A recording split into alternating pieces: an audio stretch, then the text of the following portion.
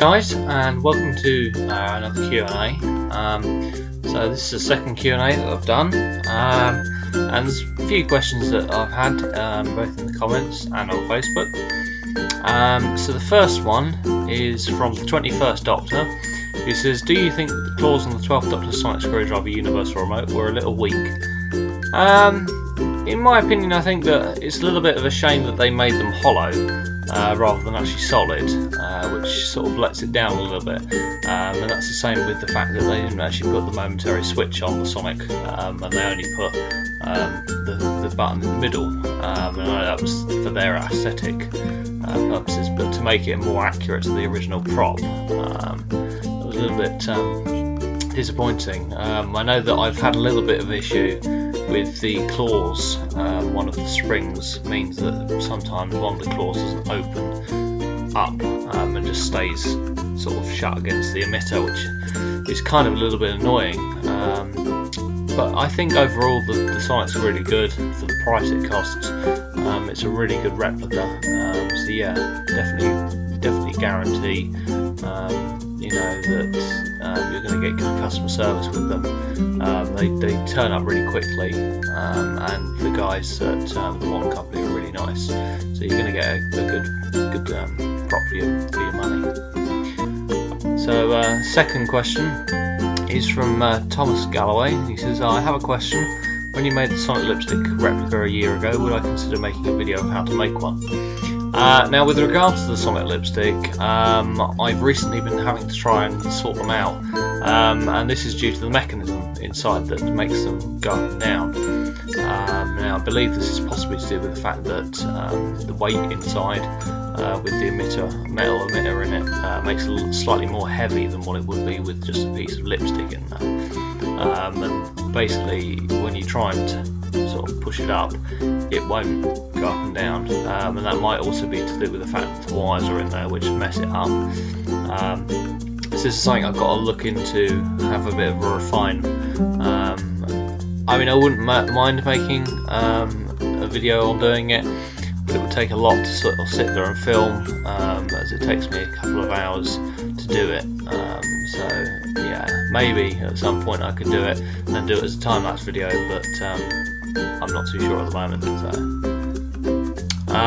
right, next question is from Crazy Horse Films. He says, hi, I've been a subscriber for about 5 months. Can you make a Thor hammer prop? If so, thanks. It's not something I've actually thought of, actually. I mean, I'm not really into DC and Marvel. I know that people out there are going to hate me for that.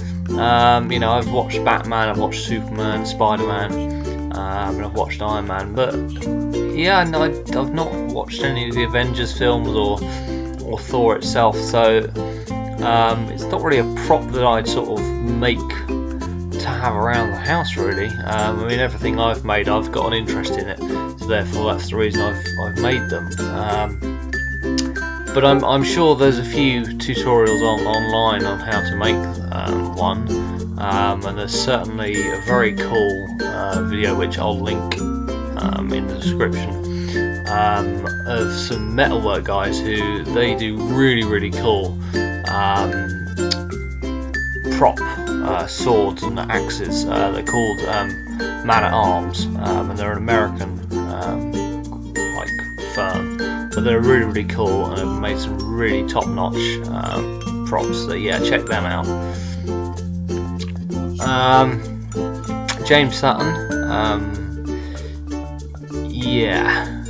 I'm going to ignore the first bit of that. If I had all the money in the world, what props would I build?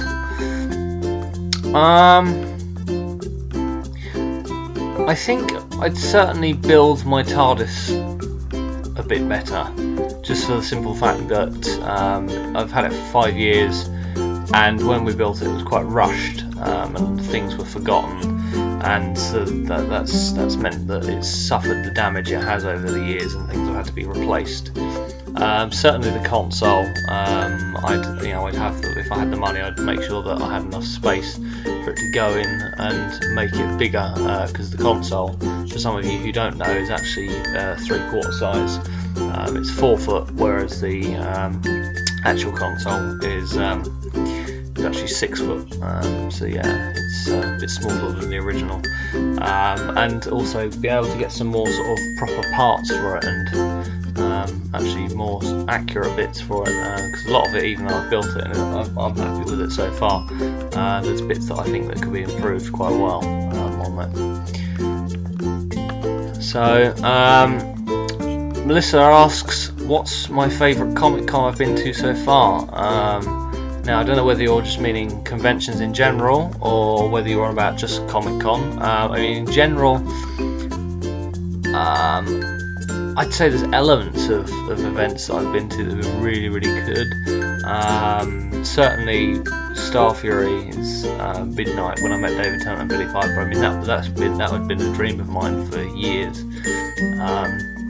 and was just amazing to go to. It cost a lot, but was worth the ability to be able to meet David and Billy. Certainly the rest of the event was a bit mish and mash and wasn't very well organised, but it's certainly something that, you know, I really enjoyed. I mean, I enjoy a lot of events, not just for the guests, but just to hang out with my friends.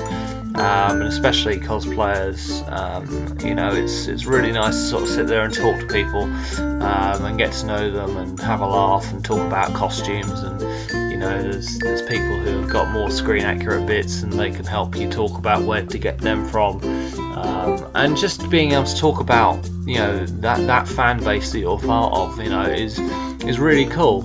You know, I mean, yeah, that's. Yeah, so I went to Greatest Show in the Galaxy, which, for those who don't know, was a convention that was done a few years back, and they actually went bankrupt. But yeah, I mean, like Free Marginman was there, and she called me Doctor, and you know, that is just really cool.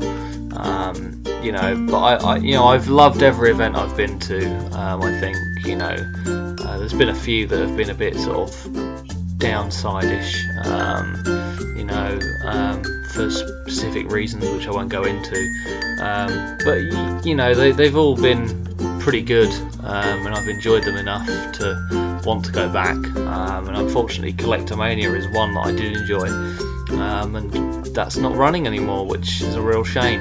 So yeah, right, next question. This is from Gallifrey Mechanic.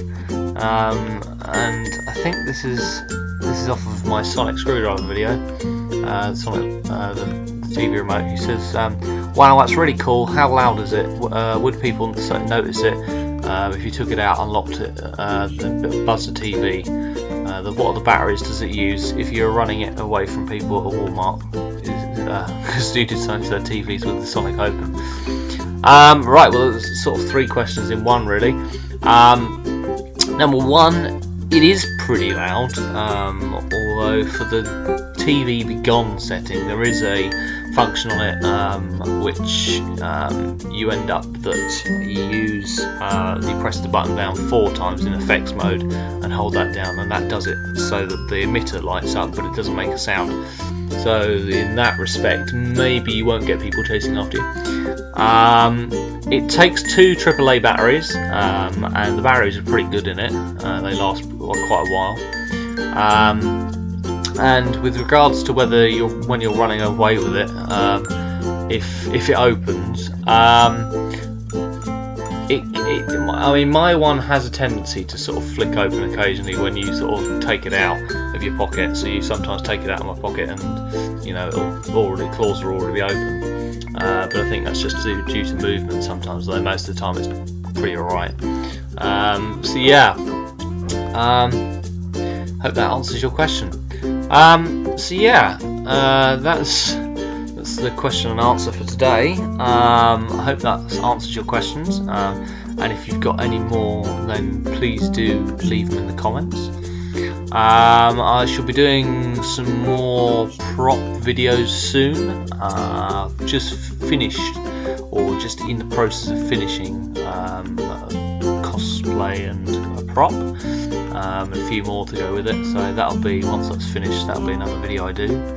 And I've also got another cosplay, no, not cosplay, another prop video to do, so that'll be in the pipeline.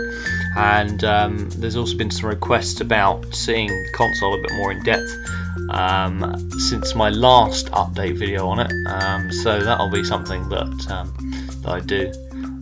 So yeah, cheers for watching, guys. Please like, comment and subscribe, and see you in the next one.